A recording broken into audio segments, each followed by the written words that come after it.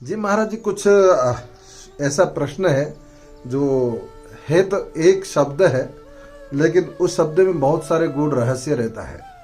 उस शब्द को व्याख्या करेंगे तो बहुत लंबी हो जाएगी, लेकिन फिर भी हम उस आपके माध्यम से जितने ज़्यादा से ज़्यादा सूक्ष्म तरीका से भी आप वो ज्ञान दे दीजिए जो उसमें छुपा हुआ रहस्य ज्ञान।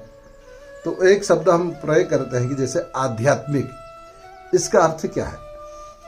पहले हम अध्यात्म शब्द का तो अर्थ समझे। पाणिनि जी ने सूत्र लिखा, उसमें वार्तिक लिखा हुआ है, आध्यात्मा देश ठयिष्यते। अध्यात्म अधिभूत अधिदैव शब्द से ठय प्रत्यय होता है, उसका अर्थ होता है होना।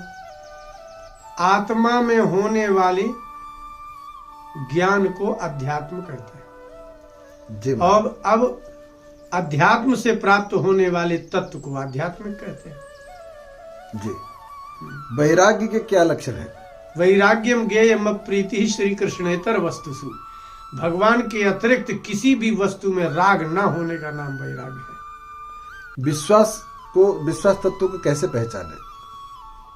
व्यक्ति की सर्वांगीण जितने भी देखना, सुनना, खाना, पीना, चलना फिरना, ग्रहण करना, देना लेना, पूर्ण रूप से सर्वस्व आपको समर्पित कर दे, इसी का नाम विश्वास है।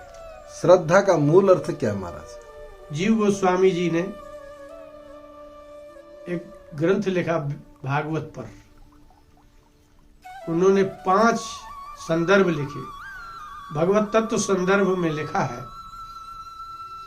कि जानते हुए और ना जानते हुए भी किसी व्यक्ति के को अपनत्व अपना मान लेने का नाम श्रद्धा है। जैसे 5 पांडवों को इतने दुख आने के बाद भी वो कृष्ण को दोष नहीं देते थे। वो कहते थे कि कृष्ण भगवान है और हमारे जो दुख मिल रहे हो हमें हमारे दुख है। अपने दुखों का कारण भगवान को ना मानना और अपने सुखों का कारण भगवान को मानना, इसी का नाम श्रद्धा है। जी महाराज जी, ब्रह्म क्या है और ब्रह्म शब्द का भावार्थ क्या है, और ब्रह्म और ब्राह्मण में क्या अंतर है? बृहत शब्द है। बृहत जो सबसे अधिक हो उसका नाम है बृहत, इसलिए बृहत तत्व को ब्रह्म कहते हैं। 10वें स्कंद में उद्धव को भगवान ने कहा, कृष्ण ने, शब्द ब्रह्म पर ब्रह्म ममोभे शाश्वती तनु। हे उद्धव, शब्द ब्रह्म और पर ब्रह्म ये दोनों मेरे शरीर हैं, अक्षर कहलाते हैं ये, इसलिए वेद को भी ब्रह्म कहते हैं। और ब्रह्म तत्व जो बृहत है इसलिए कहा जाता है ब्रह्म, और ब्राह्मण को भी ब्रह्म ही कहते हैं। महाभारत के वन पर्व में यक्ष और युधिष्ठिर का संवाद है, उसमें इसी बात पर लिखा हुआ है कि यक्ष ने प्रश्न किया, ये युधिष्ठिर ब्रह्म माने क्या?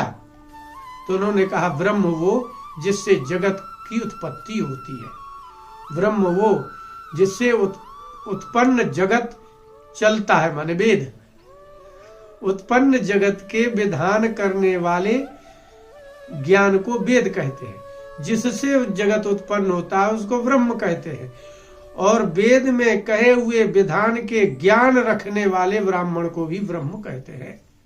ये महाभारत है। जी महाराज जी, एक आखिर प्रश्न के, इसके पहले जो प्रश्न था आपने उसमें जोड़ दिया, उस मेरा प्रश्न रहा ही नहीं गया। कोई बात नहीं, एक आखिर प्रश्न है, तत्वमसि का अर्थ क्या है? तत् शब्द 3 लिंगों में चलता है। सर्वनाम शब्द है, पुल्लिंग चलेगा तो कहा जाएगा सह तौते, स्त्रीलिंग होगा तो सा ते ताह, और नपुंसक लिंग चलेगा तो तत्ते तानी।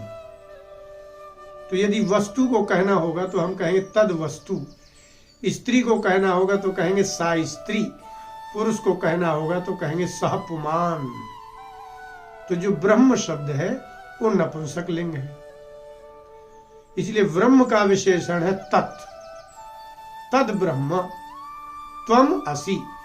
गुरु ने सामने बैठे हुए शिष्य को कहा त्वम माने तुम, तत् वही ब्रह्म असि हो। अस्ति स्था संति असि स्था स्थ अस्मि स्वा स्म। अस भूवि धातु के वर्तमान लट लकार के मध्यम पुरुष का एक वचन है। त्वम शब्द युष्मत शब्द के प्रथमा विभक्ति का एक वचन है। यदि हमको किसी को कहना हो कि तुम ब्राह्मण असी, तो हमें त्वम और असी तो वही रखना है ना। तो ब्राह्मण असी भी कह सकते हो और तुम स्त्री असी भी कह सकते हो, तुम बालका असी भी कह सकते हो। बस इसमें इतना अंतर हो गया कि बालक ब्राह्मण स्त्री की जगह पर तत् लिखा है, तत् त्वम असी, अर्थात तद ब्रह्म, जिस ब्रह्म से इस जगत की उत्पत्ति होती है, जिस छांदोग्य उपनिषद का मंत्र है तज्जलानि तज्जल सर्वम खलविदम ब्रह्म तज्जलानिति शांत उपासित। शांत होकर के तज्जलम तस्मात् जायते इति तज्जः, संसार जहां से उत्पन्न होता है और नष्ट होके जिसमें विलीन हो जाता है उसको तत् कहते हैं, और वह ब्रह्म है, और वह तुम हो और कोई नहीं है।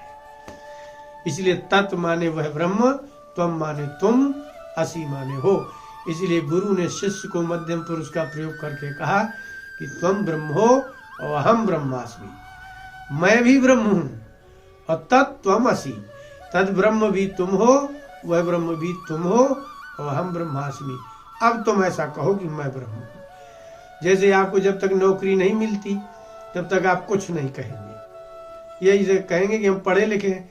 अब आपको कलेक्टर बना दिया जाए तो उस दिन से मैं पढ़ा लिखा हूं ऐसा नहीं कहोगे आप, फिर क्या कहेंगे? मैं कलेक्टर हूं।